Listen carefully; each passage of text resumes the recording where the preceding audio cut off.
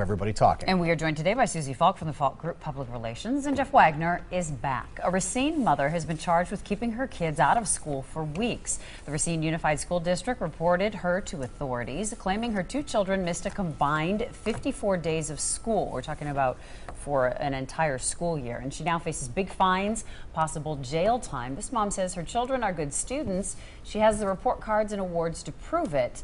Should parents be charged if their children skip school? Now, this mom is also saying that there's no way it's 54 days. She's contesting that number as well.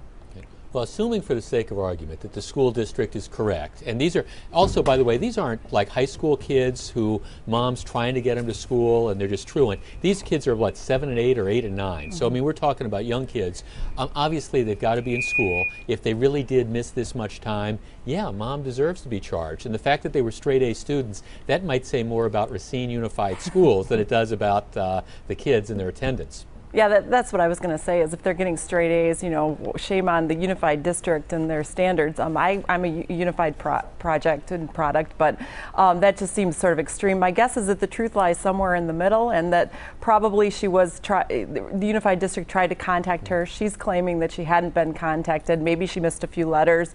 I don't think she should serve jail time, and I certainly don't think this should end up in court, but I do think that maybe Unified and she could sit down and figure out a solution so that the kids get to school regularly. She is a single mom, and I'm not saying she's off the hook, but man, it's hard to raise kids when you've got two parents in the house, let alone one. So, you know, I hope they can work this out. In the story we reported last night, mom didn't quite cop to it, but she said, you know, there may have been some times I forgot to call my kid in as excused. Right. Well, what's interesting, Steve, is when I talked about this on my radio show today, I had lots of parents from Racine who called in, and they said that the school district is very, very aggressive in following up on truancies. Now, they also said sometimes they make mistakes. You know, it doesn't get correctly reported when the kid is really there, or they get sent home and then they get marked as absent.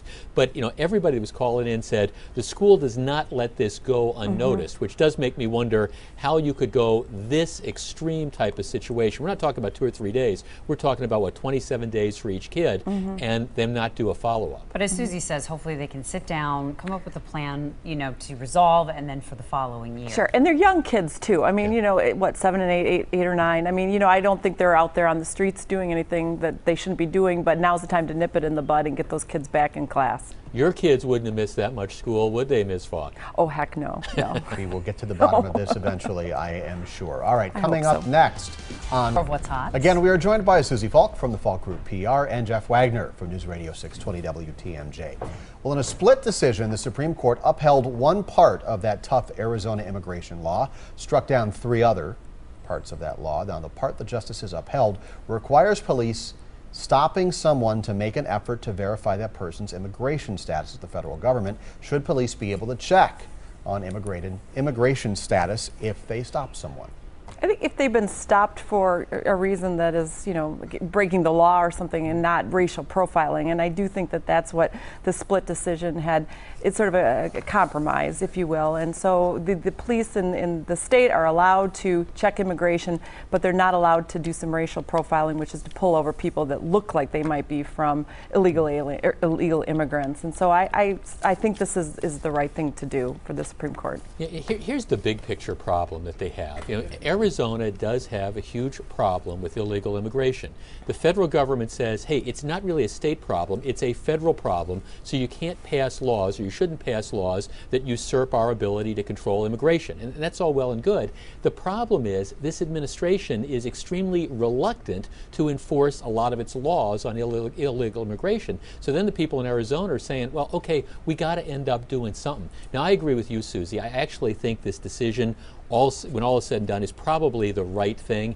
But unfortunately, we got to continue to have this debate in this country, because this really, the decision kind of guts Arizona's law. It doesn't really help Arizona deal with the issues. We got to figure out how we're going to deal with the overall problem. So do you think there's more to come on this, or is it kind of, you know, this is going to quiet down and another state might come forward with similar issues? I think you're going to, after the elections in November, I think you're going to see Congress take this up one way or the other. Yeah, and you know what, the civil liberties groups in Arizona they're not done with with this either. I mean, there are several lawsuits that are pending right now, so you haven't heard the last of this. And Stay you'll see tuned. lawsuits per individuals probably popping up. Oh, depending absolutely. On what happens. No, this is Okay, just- third topic, Britain's Big Ben clock tower. It's going to be renamed Elizabeth Tower. Should this major landmark be renamed? I mean, we see this all the time here in, you know, in the States, like White Sox. What is it now? It was Comiskey Park, now Yeah. it's U.S. Cellular. Yeah, but people just still call it Comiskey The Park. Sears Tower is now Willis Tower. Sears Tower. So Well, I people mean, are still going to call it Big Ben. Well, yeah, just I mean, locally. I mean, you've got the Marcus Center for the Performing Arts. If you grew up here, it's the PAC.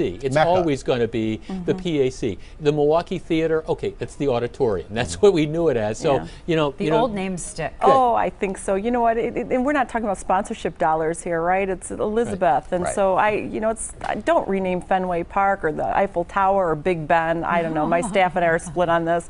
I say it should be Big Ben, but you know, it's been that way for a long time. From a PR perspective, though, does it work when you rename something, when everybody just throws out the old name?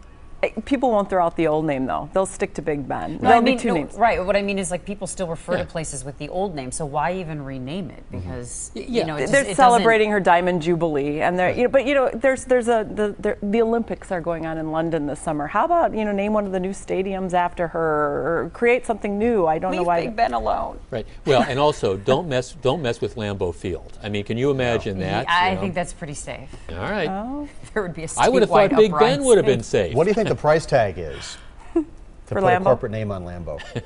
Priceless. Is there a It's dollar priceless. amount? Priceless. It's priceless. Yeah. You Good would luck have a with that one. revolt among the villagers if you tried to do that. I guarantee We you. will take a quick break and we will be right back.